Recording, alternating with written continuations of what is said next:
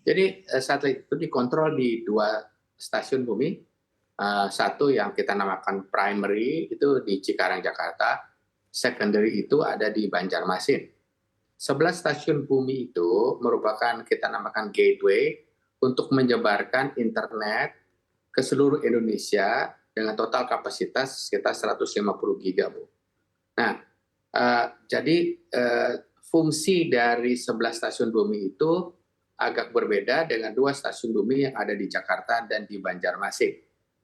Nah, tadi seperti Pak Usman Kasong katakan bahwa kalau sekarang Indonesia itu misalnya 300 juta orang, dan 1% dari penduduk Indonesia itu tetap membutuhkan koneksi yang tidak bisa memanfaatkan teknologi fiber optics, masih ada 3 juta orang yang tidak mendapatkan. Nah, 3 juta orang itu kalau komunitasnya itu sekitar 100 orang, itu kira-kira perlu 30.000 titik.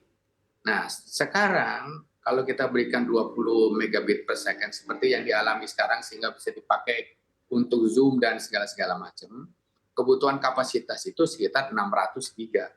Atau Indonesia itu akan memiliki hampir 300 gigabit per second setelah tahun ini. Sehingga masih dibutuhkan 300 gigabit per second lagi untuk mencapai kualitas internet yang kita alami sekarang ini. Nah, jadi bukannya kualitas jelek, tetapi memang speed-nya itu tergantung kepada jumlah satelit yang ada.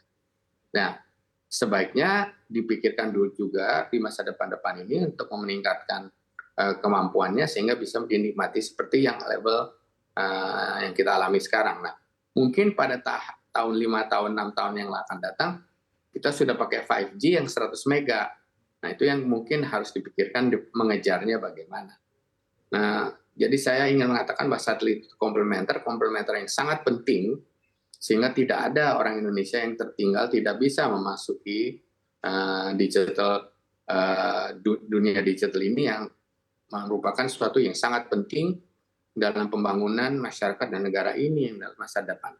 Baik. Mungkin itu, Bu, yang bisa saya sampaikan. Baik, terima kasih Pak Adiwoso atas penjelasannya. Tentu saja kita berharap bahwa satelit ini bisa beroperasi secara maksimal. Izinkan saya bertanya kepada Pak Tauhid. Pak Tauhid, kita sudah mendengar penjelasan baik dari pemerintah, Pak Usman dan juga dari Pak Adi.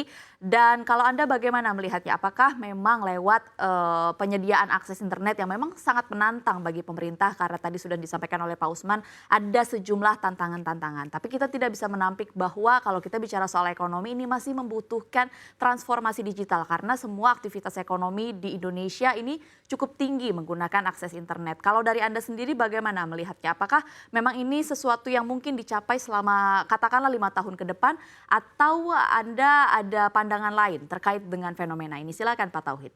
Saya kira kalau kita lihat ya dari situasi tadi yang disampaikan, bahwa memang kita baru salah satu memecahkan masalah digital ekonomi, ya ini masalah kesenjangan infrastruktur digital. Bagaimana daerah-daerah yang secara geografis bisa dipecahkan dengan keberadaan satelit ini ya. Tetapi ada problem lain yang saya kira juga harus disiapkan, dan itu tidak bisa hanya dari segi infrastruktur.